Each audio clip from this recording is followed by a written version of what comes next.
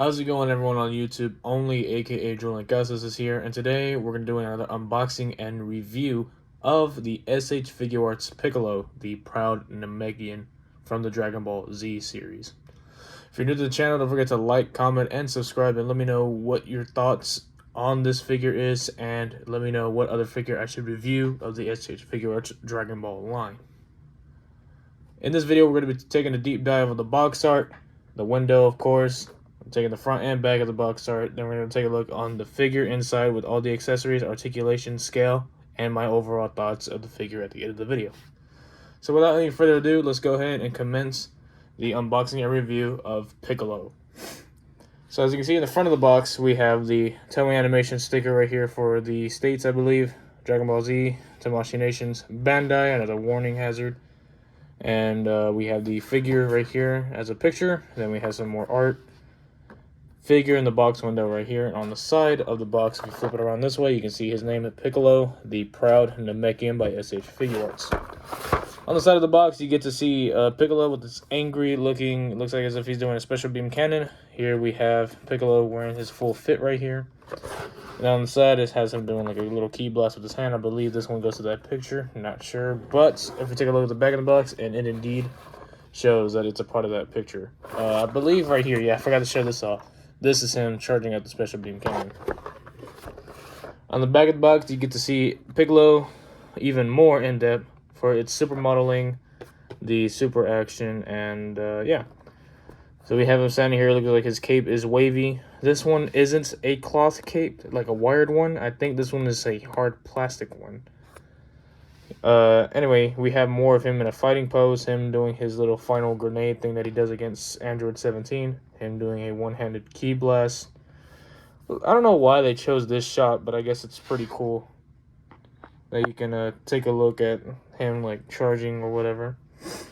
Him doing a special beam cannon and him just floating here. As you can see, it has a stand, but does not include in the box. As you can see, it is a reissue, so it's a re-release of this figure, so the only way to tell is if it has this right here.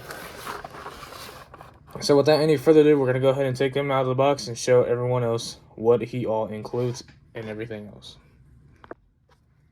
So here we have him out of the package, and boy, does he include a lot of accessories. So first, we can go ahead and take a look at the array of hands. We have 1, 2, 3 pairs of hands, actually. So that's pretty interesting for the amount that you are given in this. You're only given 3 pairs of hands. So, of course, we have these balled up hands right here on these arms. Also, you can take these off, with which I will do later on in the video, so I can show you him without the turban and this cape. So he has these balled up hands, and then right here he has a little peg, so you can peg him right here for his arms. We have a unique arm here that when he gets his arm cut off against the fight with Raditz, I believe this one goes on his right or left. I'm not sure. It looks to be his right arm, I believe, is what gets cut off. Could be wrong. We have open key blast hands right here, so you can do like a little stopping motion or just key blast. Here we have these gripping hands for him doing his little charging of his little grenade thing that he does against 17. We have his special beam cannon fingers that all Piccolos come with pretty much, so you can charge his special beam cannon. Yep. And he has these little extra bits right here that this goes into the back of the Piccolo, which I'll show in a bit of how that goes in. And then these are little extra bits for the cape if you want to extend it out a little bit, from a little bit to like a lot. So yeah, that's pretty cool.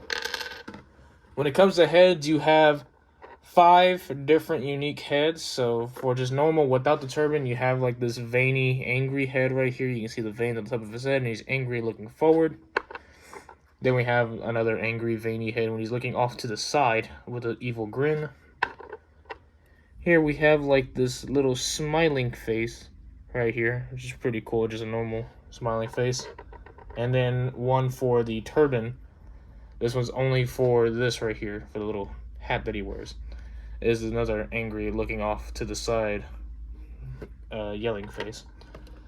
And then just for normal, we have this little neutral face. So we're going to go ahead and get all these extra accessories off to the side. We're going to probably leave this head and then move all this out the way. I'm going to take these arms off, plug them in, and show you what he looks like with his arms and the turban, and then without the cape and turban. So here he is with his normal arms, with his cape and turban on, and I gotta say, it has to be the most smoothest, easiest ways, and the best ways of taking these arms for cross arms off, because look at this. Look how easy it is to just take it off. Look at that.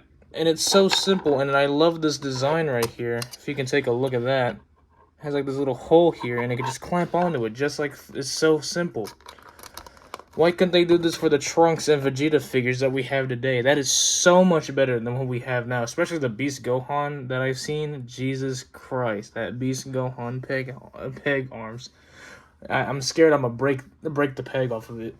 But anyway, I do love these arms. So moving on with the rest of the figure, we're gonna go ahead and take a look at the articulation of the cape and turban. So with the cape, it has these little wings things right here. So it's articulated there. It can go out as well. Has these little joints right here. And then it can go up just like so, like that, because it's pegged in the back, which I will show you once I take it apart. Actually, I'll do that right now. So you just pop the head off just like that. Then this is separated. It's a separate little soft plastic piece. And you can just pull this out just like that in the back. So you see all these holes right here. That just pegs in right there. Then you take this purple bit and you put it, I believe, right here. And there you go. See? So simple. Now you might be wondering why I did the turban, the cape articulation out of the way, because the rest of the video I'm going to do them without the cape and turban head. So we can go ahead and get to scaling, articulation, and paint apps. So the paint application with this, very, very well shading. I like that. It looks really, really nice. So much dark hints. You might think it's just shadowing. No, that is the shading of it. Here, let me just turn my light off. There you go. That is exactly what it looks like. Looks really, really great. The back doesn't really have much shading going on. It is mostly shadows. It has very light shading right here and little crevices right here. But other than that, really, really great. I do like this Piccolo a lot. Just wish this was cloth like the Gohan, so that's a little downside. And we can also take a look at him without this arm. And we can put this right here. I think this is the right arm. I'm not sure how this works. It's a little stiff, but there you go. You get the idea. There you go. So then he can just regenerate that arm right back. Oh, it's a little hard. Hold on, just give me 1 second. So now that I got out the way, I had a little bit of a struggle getting it off. So we can go ahead and take a look at the scale, and we can compare it to some other figures of the same line and just others from different toy lines and series. So from the top of his head, he's looking a little bit shy, just over 6 inches, which is going to be about just 15 3/4 centimeters tall. Let me turn my light back on. There we go. A lot better. So here he is next to Saiyan Raised on Earth Goku. Scale is really, really nice together like that. I do like that indeed. Let me just get his feet planted. For some reason, this Piccolo is so hard to make standing. There we go. Here he is next to Saiyan Raised on Earth Goku. Here he is next to ESB prototype Boba Fett. Book of Boba Fett's Luke Skywalker. And lastly, his, what is it? I guess we can call it student or trainee. Gohan. They look really great together. I can't wait to have them pose next to each other. They look really great. Pretty much the father that stepped up to take care of Gohan after all these years of Goku being gone. So yeah, those will look really great together on the shelf. So now we go ahead and take a look at the paint in detail here. And I gotta say, there is somewhat some shading on the pants right here. Let me see if I can bring the light a little closer this way so I can go ahead and show that. You can see some bits of shading here and there. Pants are like this clayish brown. No shading right here on this. No shading on the skin. You got pink right here. Looks really good, just like the anime.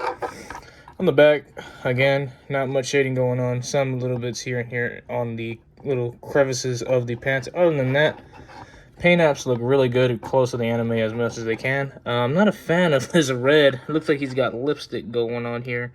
But hey, it still looks good nonetheless. Now we can go ahead and take a look at the articulation of the figure, and I'm pretty sure it should be pretty much standard. Starting with the arms, of course. You got a bicep swivel at both arms. We have these beautiful butterfly joints. Wow, really, really big butterfly joints. Really like that for my figures. You can go up and down right here at the side. You can do full 360 at the arms. We got that double jointed elbows as always. Double jointed elbows. Ball peg at the wrist. We have a double ball peg at the neck and head area. We have a little bit of an okay forward crunch, and then we can go to the back just a little bit, just like that. We can twist at the waist as well, so that's really good. It will sound squeaky, but you know, yeah. The legs, I really have high hopes for these legs, and he can't really kick out much. That's, oh wait, hold on. It's just very stiff. There we go. Bam, he can do a full-on splits just like that. I don't know what it is with these bigger figures, but their leg joints at a 2.0 body is so spectacular. Reminds me of the Gogeta figure we reviewed not that long ago. Go be sure to check that video out anyway. He can kick back pretty well, kick forward really good, and has that double jointed knee. Not gonna push it way too far because I feel like this might pop out. We have a decent ankle rock right here that has, it looks like a ball peg you can put in there. He can go up and down just a little bit like that. And he has toe joints right here. Looking at well over 20 points of articulation. Now, my overall thoughts and review is this has to be one of the greatest representation of Dragon Ball Z Piccolo out there. Has the nice pinks. It's simple yet effective. You have his entire fit from his turban and his cape. And it looks pretty damn good for a Piccolo figure. I would rate this a good 10 out of 10, one of the best Piccolos out there. Sure, you have the DKP figure, and then you have the Superhero Piccolo, and then Orange Piccolo. But this one right here, by far, if you want a Piccolo, I suggest either get this one or the Superhero one. But if you want that cape and turban, you best get this one.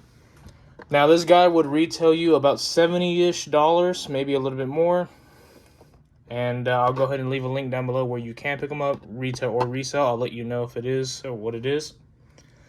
But yeah, this figure looks really, really great. So I'm going to go ahead and pose him next to the Gohan, and then I'll go ahead and end the video off there. And there you have the SH Figuarts Piccolo next to the Gohan. I really do love this display. It's going to look great on my shelf. I can't wait to put them up there with the rest of the Z Fighters and the collection. So yeah, my overall thoughts and review, I suggest you do pick up this Piccolo if you want a Piccolo in your collection. And if you want a perfect Z Fighter, there you go. It is very worth the $70 in resale value. Thank you guys for watching. Don't forget to leave a like, comment, and subscribe. And let me know what other figure I should do next in the channel. I'll do my best to deliver as much as possible as I can with these daily uploads. So please be sure to support the channel by leaving a like, comment, and subscribe to the channel. We're on our goal to 50 subs. Can't wait to hit that mark. And yeah, that's going to be it for this video. Yeah, this has been Only signing out. See you in the next one. Peace.